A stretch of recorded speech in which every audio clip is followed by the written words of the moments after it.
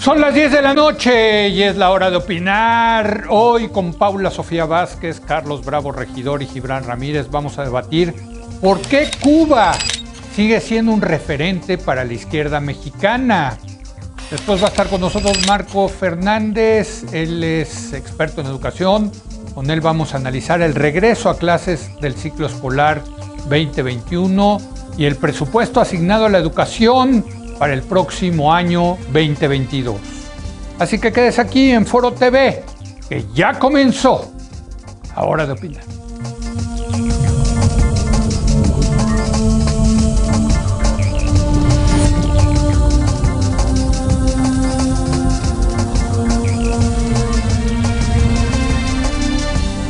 Muy buenas noches. El pasado puente vacacional de las fiestas patrias fue de gran alegría para la izquierda mexicana de la vieja guardia, la que todavía derrama lágrimas de emoción por la revolución cubana y no ha admitido que ésta derivó en una dictadura opresora.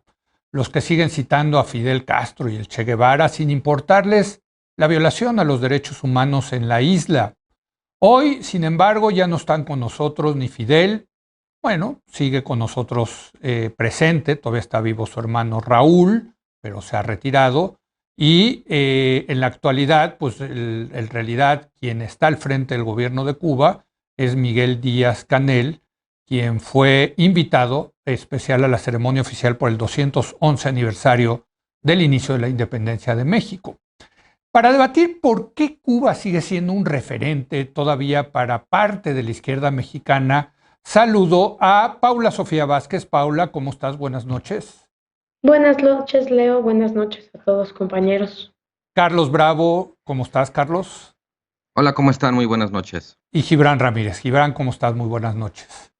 Buenas noches, Leo, compañeros. Pues mira, me puse corbata roja para hablar de los colores, no del Partido Republicano, sino del Partido Comunista. En honor a este tema de por qué sigue siendo un referente la izquierda, para la izquierda mexicana, la revolución cubana, a pesar de que la evidencia es que son una terrible dictadura. ¿O tú no lo ves así, Gibran? Por supuesto que no lo veo así. Celebro tu corbata roja. Yo sé que tienes por ahí una raíz comunista, pero luego platicamos de eso. Hay varias cosas que son ejemplares en la isla que con ser un país pobre, aún siendo un país pobre y con enormes restricciones en sus recursos naturales, ha desarrollado por lo menos dos políticas públicas que han sido reconocidas, macropolíticas públicas, por la ONU como ejemplares. La primera, la sabe todo el mundo, es el sistema de salud auténticamente gratuito y universal. En Cuba todo mundo tiene seguridad social, que además se ha enfocado en la prevención de las enfermedades, algo contra lo que está la industria farmacéutica de todo el mundo. Por eso Cuba tuvo que desarrollar su propia industria farmacéutica y en la mayor parte de los indicadores están mejor que nosotros en salud, en cobertura para empezar, pero en mortalidad infantil, en mortalidad materna, en atención del cáncer, etcétera, etcétera, en médicos por cada 100,000 habitantes, están infinitamente mejor que nosotros y que Estados Unidos, que la mayor parte de los estados en Estados Unidos. Una segunda política que ha sido puesta como ejemplo, la primera por la Organización Mundial de la Salud, esta segunda por la UNESCO, es la política educativa. Cuba tiene un promedio de un profesor por cada 12 alumnos, todos los niños están en el sistema de educación pública y tiene las tasas más reducidas de deserción escolar. Esto para mí ya vale la pena, pero hay que apuntar otras cosas, como que es el país más igualitario de la región de América Latina y el Caribe, si medimos el índice de Gini, y cosas que ya querríamos en México, como que no hay violencia de pandillas, la tasa de homicidio es sensiblemente menor a la tasa internacional, al promedio mundial por cada 100,000 habitantes. En Cuba hay un promedio de 5 homicidios por cada 100,000 habitantes. Pero déjame preguntarte, Gibran, en ese sentido lo que estás diciendo, y tengo que reconocer que ciertas cosas son ciertas. Yo he dado clases a alumnos que vienen de Cuba y tengo que decir que su preparación es extraordinaria, pero En ese sentido, lo que tú dices, ¿es un modelo a seguir Cuba para México? ¿A ti te gustaría vivir en un país como Cuba? Bueno, la pregunta es falaz, pero ¿Por creo qué? que algunas de las fórmulas de política pública podrían tomarse, bueno, porque una política es buena o mala según dónde la apliques. Entonces ellos, en su circunstancia, han actuado en la única manera que podían para maximizar el provecho que pueden tener de sus recursos. México tiene otras condiciones y en ese sentido podría también realizar otras Pero en ese sentido, políticas, porque pero creo que en la pregunta es si por qué para la izquierda, y tú eres un hombre que te consideras de izquierda, sigue siendo un referente Cuba. Y tú lo que estás diciendo es, pues ahí está la educación, la salud, sí son un referente, y por tanto, pues uno pensaría, pues es un modelo a seguir.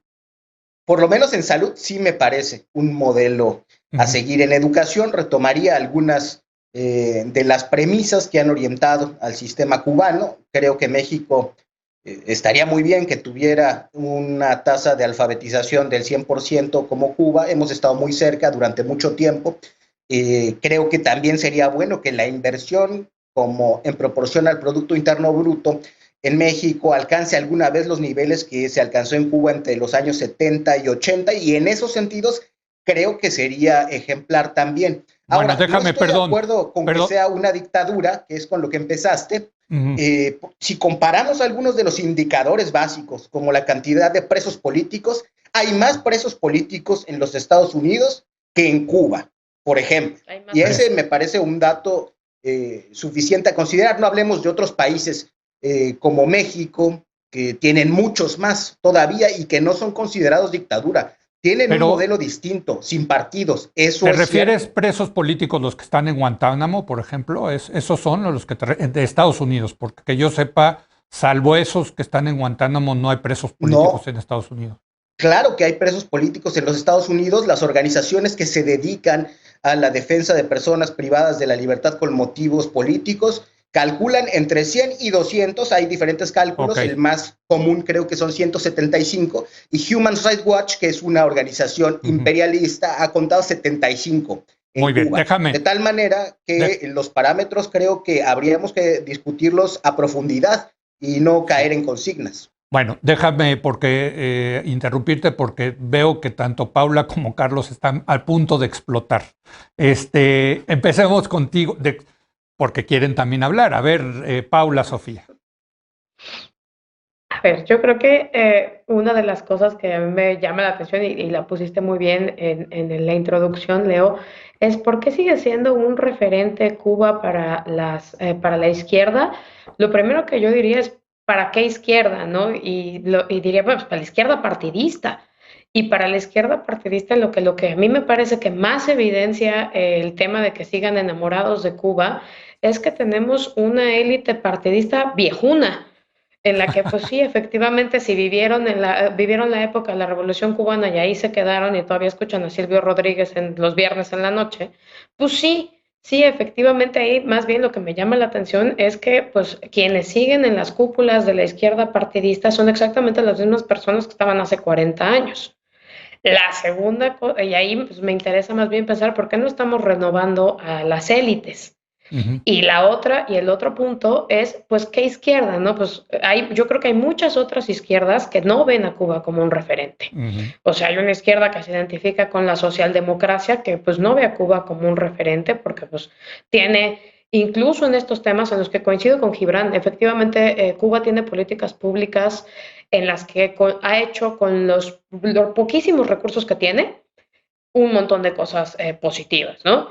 Y ahí, pues sí, yo creo que, pero incluso en esas, pues también hay otros modelos en países que no han tenido que sacrificar preceptos de libertad de expresión, de democracia, a cambio de tener esas políticas públicas, ¿no? O sea, creo que no hay países, vamos, son las democracias nórdicas, ¿no? En las que dices, Ujú. bueno, sí, ya queremos todos unas cárceles como las de Suecia o las de Dinamarca, ¿no? Esos países. Y también está la izquierda radical antiestado, que tampoco se identifica con Cuba, ¿no? Que le parece que el modelo cubano, que sí es un modelo de un solo partido, pues sí, yo sí creo que es una dictadura Muy en bien. la que tampoco, esa izquierda tampoco se identifica con Cuba y tampoco lo ve como un referente. Muy bien. Y ahora, si a mí me preguntas en este tema moderno, yo me considero una persona de izquierda, evidentemente no me parece que Cuba sea un referente más allá de la salud y de la educación. Muy bien. A ver, Carlos. Mira, yo creo, Leo, que este debate, o sea, justamente para no incurrir como en falacias, es muy importante no incurrir en generalizaciones en este debate. Me parece que tu pregunta respecto a Cuba como modelo no se refería tanto a políticas públicas específicas, sino a su régimen político. Yo haría, digamos, esa precisión para concentrar, digamos, la discusión ahí. Y por otro lado, también creo que cuando dices referente de las izquierdas, pues igual también de acuerdo con Paula, creo que habría que precisar que izquierdas, porque no es un referente para la izquierda, digamos, brasileña del Partido del Trabajo, lo que fue de Lula o de Dilma, no es una referencia para la izquierda de la concertación chilena, no es un referente para la izquierda costarricense, uruguaya, etcétera, ¿no? O sea, yo creo que sí es importante precisar precisamente para evitar como las salidas en falso a las que luego se prestan las generalizaciones. Mi respuesta a tu pregunta sobre por qué, digamos, modificada de esta manera, por qué el régimen cubano, régimen político cubano, es una referencia para ciertas izquierdas, digamos, asociadas o vinculadas al López Obradorismo hoy en México. Yo creo que la respuesta sería, pues, porque es un anacronismo. De entrada, me parece como que no hay definición posible de democracia que pueda quedarle al régimen cubano. No hay elecciones libres ni limpias, no hay competencia entre partidos, no hay libertad de prensa, no hay libertad de protesta y simple y sencillamente esas características impiden caracterizar al régimen cubano como una democracia en cualquier, digamos, acepción que uno quiera darle al término. Ahora, creo que es muy interesante lo que pasó el fin de semana, porque más allá de ese anacronismo de este sector de la izquierda, creo que lo que une de alguna manera a todos los países, Venezuela, México, bueno, el gobierno mexicano, Cuba, Nicaragua, es una suerte de cómo esa vieja izquierda que todavía sobrevive en la isla es un referente sobre todo en términos de la causa antiimperialista. Y por mucho tiempo, digamos, tanto en el contexto de la Guerra Fría en general como de América Latina, la lucha antiimperialista en muchos casos sirvió como un pretexto para justificar la construcción y la consolidación de regímenes autoritarios en distintos países, en la medida en que fueran antiimperialistas, que tuvieran una retórica o que tuvieran políticas contra Estados Unidos en particular, porque también, digamos, ese antiimperialismo tiene destinatario, no es necesariamente un antiimperialismo, por ejemplo, contra lo que fue la influencia de la Unión Soviética en la región, ¿no? Entonces son, digamos, antiimperialistas, antiamericanos, y en la medida que lo sean, por las características que tiene la historia de América Latina, por las intervenciones de Estados Unidos, por todos los cadáveres en el closet que tiene Estados Unidos en la historia de América Latina, pues de alguna manera eso se presta, se justifica para que esos regímenes tengan una política muy represiva hacia sus propias poblaciones. Hay un verso de una canción de Joaquín Sabina que a mí siempre me gusta citar en este tipo de debates que dice: siempre que luchan la KGB contra la CIA, gana al final la policía. Y creo que tiene siempre una suerte de rebote interno ese recurso, digamos, a la lucha antiimperialista hacia el exterior, porque es una forma de fortalecer, digamos, hacia adentro y sobre todo de justificar ciertas tendencias dictatoriales o autoritarias que puedan tener esos gobiernos. Y yo creo que en esa medida es que el régimen político cubano se convierte en una referencia para ese tipo de izquierda. Vi que cuando estaba hablando del tema de la democracia, Gibran, tú decías que no, que tú sí puedes considerar a Cuba como una democracia. Digo, doy un dato, la revolución de la Constitución de Cuba solo permite la competencia de un solo partido, el Partido Comunista de Cuba. En Cuba no compiten partidos, Leo, compiten ciudadanos en asambleas barriales y distritales. Creo que hay un trabajo propagandístico enorme para defender que hay competencia de un solo partido. No, el partido no se somete a esa competencia. Hay, eso el partido, sí, lo que estás diciendo es que el partido es el Estado, ¿no? Hay un partido de Estado. Hay un partido que se dedica a actividades ideológico-políticas, pero no está en el sistema electoral. El sistema electoral es un sistema parlamentario que elige a su Consejo de Estado, a su Consejo de Ministros y al primer ministro. Y hay elecciones periódicamente. Son 605 asambleístas que se eligen periódicamente y cada uno de Pero los no que ha hay encabezado la competencia, presidencia de la Gibran. República. Sí hay, pero se da a un nivel territorial. Yo por eso creo que deberíamos de estudiar lo que pasa ahí.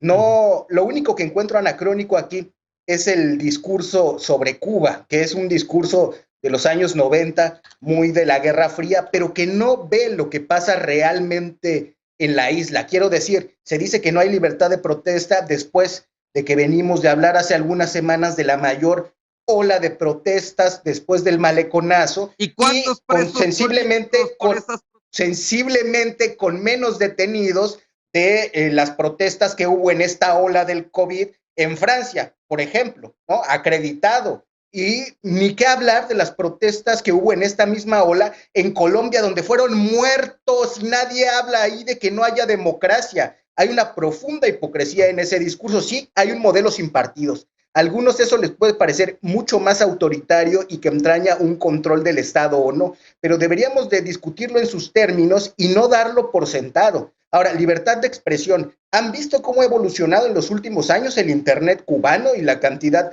de blogs? Pero a ver, ahí sí, perdón, en los últimos un años, programa como este, como La Hora de Opinar, plural, con diversas opiniones, es imposible en Cuba, ¿eh? Ahí sí, te lo digo yo de haber visitado varias veces la isla, por lo menos en la televisión, que son canales oficiales, hay una sola opinión y es la opinión del Partido Comunista.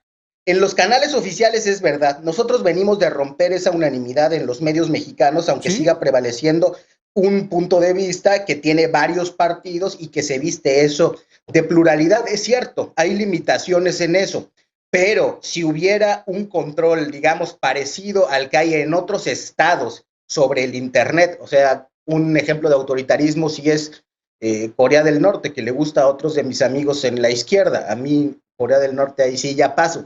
Pero si uno se asoma a lo que sucede en el Internet cubano de unos 5 años para acá, verá que esa libertad de expresión, esa libertad de prensa, tiene un espacio para llevarse a cabo. Pero es lo que digo, hay que discutirlo eso así, en sus términos. Por otra parte, la izquierda partidista, yo diría que la única manera de sostener que no tiene a Cuba como un gran referente es no conocerla. En cada una de las formaciones que ha mencionado Carlos, hay solidaridad con Cuba. Y cada una de esas formaciones, la Concertación, el Frente Amplio, los socialdemócratas argentinos, participan de esa solidaridad. No solamente en sus países, sino en Cuba misma. En todos esos partidos, ¿eh? Entonces creo que lo que hay es un profundo desconocimiento y una consigna que impide el debate. A ver, está bueno el debate. Venga, Paula, Sofía. A mí me gustaría retomar el punto de Carlos sobre el tema de lo anti-yanqui. Creo que una de las cosas que sigue haciendo a Cuba referente es una idea de antagonismos. Creo que mientras el bloqueo siga siendo un tema en Estados Unidos y mientras nosotros sigamos teniendo esa vinculación con Estados Unidos, creo que sigue pegando mucho el tema del anti-yanquismo. Ahora, me parece que eso, o sea, y creo que ahí voy a retomar una participación que tuvimos hace unos meses también sobre estos temas. Se puede estar en contra del gobierno cubano y se puede estar en contra del bloqueo. O sea, creo que esa es una de las cosas que no vemos en la economía. A mí me parece que el bloqueo está... Por cierto, no es un bloqueo, es un embargo, ¿no? Ajá. Yo puedo estar completamente en contra del embargo, me puede parecer una medida represiva, poco solidaria, me parece que aparte es una medida que afecta sobre todo, poco humanitaria, porque afecta, sobre todas las cosas afecta al pueblo cubano, porque al final los dirigentes no han sufrido un ápice de pérdida de poder, como podemos ver en todos estos años. Y también uno puede estar en contra de un gobierno que podrá ser de partido único, pero a mí me gustaría saber si en esas postulaciones en el partido único postulan a personas que piensen diferente al régimen cubano. No, pues sí, no, yo te lo contesto. Sí, no. Ajá. Exacto. Entonces ahí no estamos hablando aunque hubiera un solo canal, pero si fuera un solo canal que permitiera participaciones plurales, podríamos hablar de un modelo tienes híbrido. que ser miembro militante del partido político para poder participar en las elecciones de los puestos importantes, porque efectivamente puede haber otros que son de membrete, ¿no? Pero en fin. Sí, si eres jefe de manzana, bueno, está bien. Y la otra es, bueno, también hablemos de los muchos detalles que tienen que ver con temas de libertad de expresión, que tiene que ver con control de los medios, como ya decías tú, libertad de prensa, libertad de cátedra. Yo quiero ver si en las universidades cubanas, de cuyo nivel académico no dudo, pero se permite hacer algún tipo de análisis, no solo crítico, sino también propositivo de otras corrientes ideológicas que no sean el marxismo-leninismo, ¿no? ¿Podría yo dar clases? ¿Podría yo dar Ajá, clases en la Universidad de La Habana? Sí hay exacto, liberales en la Universidad de La Habana, ¿eh? todos esos puntos también abonan en decir qué tan democrático, no democrático es un país. Pues sí. A ver, Carlos, venga, está bueno el debate.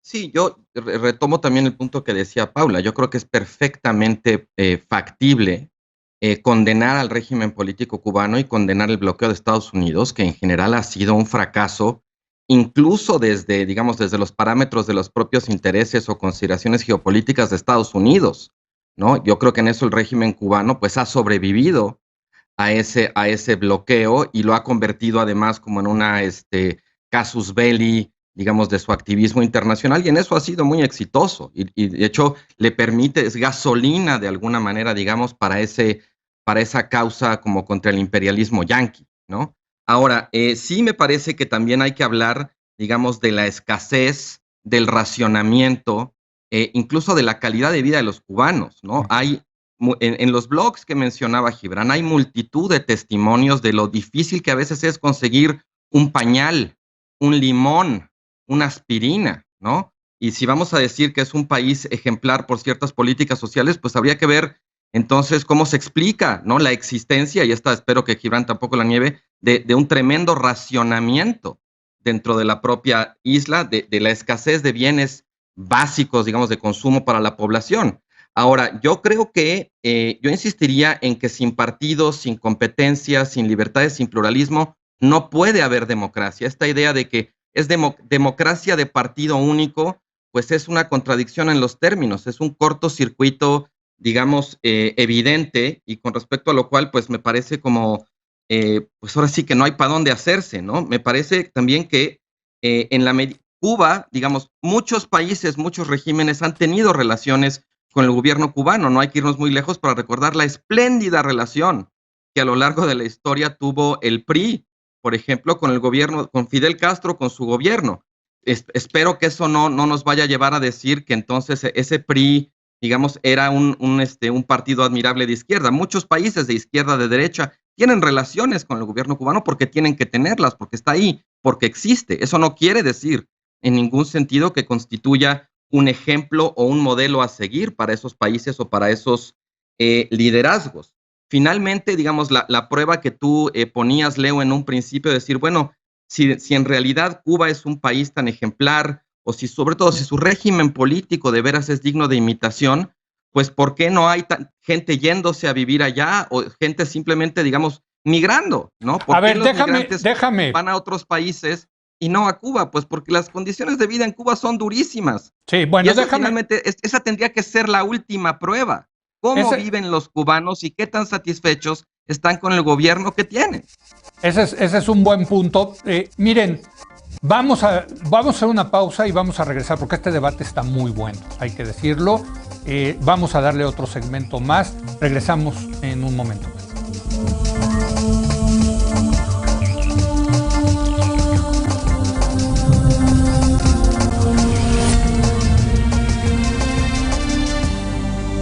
Bueno, está muy bueno este debate de por qué Cuba o el régimen cubano es un referente para la izquierda en México. Y bueno, ponía sobre la mesa Gibran, Carlos, un punto muy importante. La gente vota también caminando, yéndose de los países. Y sabemos que hay una migración importante. incluso de cubanos, desde luego principalmente a Estados Unidos, pero también a México. Yo conozco muchos cubanos que viven en México. Y me atrevería a decir que no conozco a un solo mexicano que haya migrado hacia Cuba en estos últimos años, por lo menos, ¿no? Entonces, ¿cómo reconcilias eso, Gibran, de la gente queriendo salir de Cuba y los que viven fuera de Cuba no yéndose a vivir a Cuba porque piensan que vale la pena vivir en ese país? Gibran. Sí, el debate sobre la migración es un tema muy serio y con múltiples causas, que es yo creo que el gran tema de nuestros días en todo el mundo, ¿no? Por eso me parece una banalización este ardid argumentativo siempre de, y si tanto les gusta Cuba, ¿por qué no se van para allá? Bueno, las complicaciones son las que ustedes decían, y me parece muy curioso que hablen del racionamiento después del bloqueo y no conecten el nexo causal. Sí, es cierto, esas limitaciones existen, esos condicionantes geopolíticos están ahí, con la potencia más grande que ha existido en la historia de la humanidad, y tienen en una situación compleja al pueblo cubano. Nada más un dato, Gibran. La isla recibe $7,000 millones al año de remesas de cubanos que viven en Estados Unidos y que son fundamentales para la economía de Cuba. Las remesas y sobre todo el turismo, que estuvo muy castigado ahora en la pandemia. Cuba sufre una falta de divisa que le permita actuar en el mercado internacional con normalidad, como todos los países. Y con todo y eso, ha desarrollado algunas políticas clave para el bienestar de la gente, para que no haya nadie que se muera de hambre. Tiene sus limitaciones, desde luego que tiene sus limitaciones. Para empezar, lo decíamos al principio, es un país pobre en recursos naturales y no ha tenido un desarrollo de otras industrias, se ha centrado en algunos desarrollos científicos, digamos como tiros de precisión en su medicina genómica, en su medicina preventiva. Tuvieron vacuna, desde luego, antes que nosotros y que la gran mayoría de los países del mundo, y se hace lo que se puede con lo que se tiene y con esas condiciones. Déjame, porque no quiero dejarlo pasar, perdón, Gibran. Tú dices, es un argumento simplón ese de por qué no te vas, si te gusta tanto Cuba, ¿por qué no te vas a vivir a Cuba? ¿Qué le respondes a la gente que te dice eso? Que Cuba pasa por momentos muy difíciles por las circunstancias geopolíticas y por las adversidades que el mercado internacional le ha impuesto por decisiones políticas. Pero aún con eso, tienen el derecho los cubanos a la autodeterminación, y si hay cambios constitucionales, de régimen político que se vayan a dar en la isla como se han venido dando los últimos años, incluso con una apertura al mercado que para buena parte de la izquierda ha sido desmesurada, tienen que darse a raíz de la movilización y del acuerdo del pueblo cubano, no de presiones externas que generan condiciones indeseables para la vida de los pueblos. Si fuera así, pero entonces tu respuesta es, bajo esas condiciones, no vale la pena migrar hacia Cuba. Desde luego que bajo esas condiciones yo no migraría hacia Cuba, y muchas personas no. Así como la nacionalidad y la identidad cultural tiene un rol también. Muchos mexicanos se van a Estados Unidos. Sí. Yo no me voy a Estados Unidos. Muchos elegimos no irnos, aunque materialmente para algunos sea atractivo. Hay muchos otros factores que juegan ahí, de la comunidad, de la colectividad, de los valores deseables más allá del dinero. Y esa es también la razón de que sean unos los que eligen migrar y no otros, pero no es algo exclusivo de Cuba, desde luego. Con lo que hay que comparar al sistema cubano es con los países que tienen una renta similar en África, en Centroamérica, que enfrentan condiciones mucho más adversas y crisis migratorias mucho peores que estamos viendo nosotros en la frontera sur. Es decir, no es un asunto del régimen político. Son muchas condicionantes que tienen que ver con eso, que están en África, que están en Europa, que están en América Latina, que son el gran tema de nuestros días y que no se reducen a una forma de redactar la Constitución que para algunos es indeseable. Muy bien, a ver, venga, Paula, te toca. Pues yo creo que si nos ponemos a pensar con qué podemos comparar a Cuba, pues yo lo primero que me vendría a la mente es pues con República Dominicana que está al ladito, ¿no? O sea, estamos hablando de un lugar que tiene más o menos las mismas condiciones geográficas, más o menos la misma problemática, tiene una conformación poblacional similar y creo que hay una diferencia sustantiva en el nivel de desarrollo que tienen en República Dominicana y el que tienen en Cuba. Y en eso, pues yo también diría, sí, es cierto, efectivamente, Cuba ha ido haciendo una apertura comercial en diversas cosas, especialmente en el turismo, porque de eso, efectivamente, de eso viven, pero tiene ahí dos grandes puntos que me gustaría señalar. El primero, el turismo, los centros turísticos no son de acceso a los cubanos. Y entonces hacen un turismo que me parece que si estamos hablando de un país que busca no tener desigualdad, pues sí trata a los extranjeros mejor de lo que trata a sus propios nacionales, ¿no? Y ese me parecería como un indicador. A ver, perdón, Gibran, ¿tú querías decir algo, Gibran? Eso ya no sucede, siguen hablando de los 90, eso se acabó, sucedió, pero ya no sucede. Hay que ir a Cuba, por Dios. Gibran, O sea, los hace cubanos 2 ya años pueden sucedía. entrar a los cubanos ya pueden entrar a los centros turísticos. Eso es lo que está Hace diciendo. 2 años sí, sucedía. claro que sí. Ok. A ver, venga, Carlos. Bueno, digamos, yo no te culpo, Gibran, por no quererte ir por no querer irte a vivir a Cuba. Te culparía en todo caso por no hacerte cargo del hecho de que hay tanta gente queriendo irse de Cuba y que no puede hacerlo por las restricciones que le impone su propio gobierno. O sea, ningún país puede llamarse democrático si impide a sus habitantes salir libremente de él. Esa restricción me parece, digamos, significativa, no es un detalle, no es un accidente, no tiene nada que ver con las políticas que adopten otros países respecto a Cuba. Es una política interna y es una política represiva respecto a su propia población. Ahora, a mí sí me parece también muy interesante. Perdón, Carlos, que te interrumpa, porque en ciertos periodos históricos el régimen cubano sí ha dejado salir a su población fuera de Cuba. Abre ¿no? y cierra la llave de Exacto. acuerdo a los intereses o cálculos del propio gobierno. Los cubanos llegan a México en avión, Lo que estoy tratando de hacer, Leo, es que la gente pueda salir cuando la gente quiera y tenga esa libertad. Sí, por eso, pero no es un régimen que desde 1959 haya estado cerrado. Tan es así que ahí está el exilio cubano en Estados Unidos, en México, en España, hay muchos cubanos, en fin. ¿no? Bueno, es un régimen cerrado en la medida en que el gobierno puede abrir o cerrar esa llave arbitrariamente, ¿no? Ahora, me parece a mí siempre muy interesante cómo a las primeras de cambio, cuando hablamos de la posibilidad de una disidencia legítima o de una oposición interna al régimen, siempre aparece la permanente descalificación de que se trata de intereses movidos por Estados Unidos. O sea, aquí hay una suerte de inversión de la mentalidad, digamos, colonialista, en la cual se le niega a los cubanos la posibilidad de tener su propia agencia, su propio criterio, estar en desacuerdo no porque estén pagados por Estados Unidos, sino porque tienen sus valores y sus ideas propias. Siempre sale esta cuestión como de que cualquier crítica u oposición interna tiene que estar de un modo u otro asociada a Estados Unidos y me parece profundamente sintomática, de hecho, de lo autoritario del régimen y de lo autoritario que tiene que ser la defensa de un régimen como ese. Finalmente, también me parece importante, cuando hablamos de la autodeterminación de los pueblos, creo que aquí la polivalencia del concepto de soberanía es muy importante reconocerla.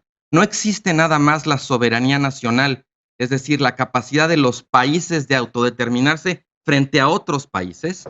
También existe la soberanía popular, la capacidad de los propios pueblos de darse el gobierno que quieran. Nadie duda que Cuba defienda su soberanía nacional. Lo que es evidente es que en Cuba el pueblo no puede ejercer su soberanía para darse el gobierno que por derecho tendría que poder darse. Bueno, yo me quedaría con ustedes realmente muchas horas de esta noche discutiendo esto porque está buenísimo. Si tuviera unos tequilas aún mejor, unos mojitos, Leo, exacto, unos mojitos. Todavía mejor. Pero me queda una ronda de 1 minuto cada uno de ustedes de conclusiones. Venga, Gibran. El régimen cubano, desde luego, como todos, tiene sus limitaciones, pero si atendemos a los indicadores de libertad, de participación política, de inserción en el ejercicio efectivo de los derechos, Cuba es un país que aún con tener algunos rasgos autoritarios no puede considerarse una dictadura y es ejemplar para las izquierdas en el mundo, incluida la izquierda alemana y las izquierdas europeas que les gustan, que también van a La Habana a hablar bien de Cuba, es porque es el país más igualitario de la región y con lo muy poquito que tiene, ha hecho mucho por su gente. Hay muchos mitos. Esto de que Cuba sea un país cerrado. Los cubanos que llegan a Ciudad Juárez para pasar a Estados Unidos llegan en avión, Leo, y esto viene incrementando desde hace tiempo. Hay que mirar más a la realidad y menos a los prejuicios fraguados en los 90, porque entonces no hay punto de discusión. Muy bien. Venga, Paula, una última conclusión. Yo que coincido con Gibran en que hay muchos mitos y leyendas de los dos lados alrededor de Cuba. Yo nada más pondría como apunte que las últimas manifestaciones que efectivamente tuvieron lugar fueron porque la gente no tenía que comer, ¿no? No fueron porque los vacunaran o no los vacunaran. Entonces creo que esa también es uno de parte de esos prejuicios en los que estamos, en ese mundo de los prejuicios. Y la otra es, se dice sí, efectivamente que Cuba hace mucho con muy poco, pero también porque no tiene muy poco por un asunto que sea una falla de origen. Efectivamente, las restricciones que existen son porque ellos han decidido defender una ideología y una política más allá de incluso el bienestar de sus propios ciudadanos. Entonces, pues yo sí estamos poniendo y regresando a la pregunta inicial, es por qué es un referente o por qué diría a mí que me gustaría pensar como un referente de la izquierda, pues siempre me gusta pensar en referentes de la izquierda desde la lógica de los derechos, ¿no? Y de todos los derechos, ¿no? De un lugar donde tengas que elegir entre seguridad, libertad, bienestar, sino un país que tengamos como referente un país que trate por lo menos de alcanzarlos todos. Muy bien. Carlos, te toca cerrar. Una última conclusión. Sí, yo retomo lo que dice Paula. La lógica de los derechos, digamos, como lógica de la izquierda, también la lógica del bienestar de la población. Una economía tan dependiente de las remesas y del turismo no es una economía que le esté realmente sirviendo a su propia población. Yo creo que el régimen cubano no es una democracia y negarlo es un acto de deshonestidad intelectual. Podemos discutir matices, detalles, salvedades, complejidades, pero la caracterización del régimen realmente no admite como esa relativización. Yo terminaría diciendo que más allá de lo que podamos decir nosotros cómodamente desde la Ciudad de México, lo que habría que hacer es quizás escuchar a los cubanos, asomarse a la blogósfera cubana, a lo que dicen las protestas, a lo que dicen los propios cubanos sobre sus condiciones de vida. Y pues ahí de alguna manera, digamos, está la prueba final, la prueba del añejo, como se decía antes en México, de cómo está Cuba, qué dice su propia población, más allá de lo que podamos decir o no nosotros, digamos, estando afuera de la isla. Yo creo que ahí es en esas voces donde probablemente vamos a encontrar la verdad sobre la situación cubana. Hombre, pues muy buen debate, caray. Yo lo he disfrutado mucho, me encantaría seguirlo, pero ya, se nos acabó ahora sí el tiempo. Mojitos. Gracias, vamos por los mojitos. No, yo todavía tengo que trabajar, acá me queda un segmento más. Gracias, Paula, Carlos, Gibran, muy buenas noches. Gracias. Buenas noches. Bueno, vamos a una breve pausa y voy a regresar con Marco Fernández, especialista en temas de educación, para hablar de cómo va el regreso a clases presenciales en México y un tema muy importante, el dinero, cuánto le quiere meter el gobierno del presidente López Obrador a la educación en el 2022. Regresamos.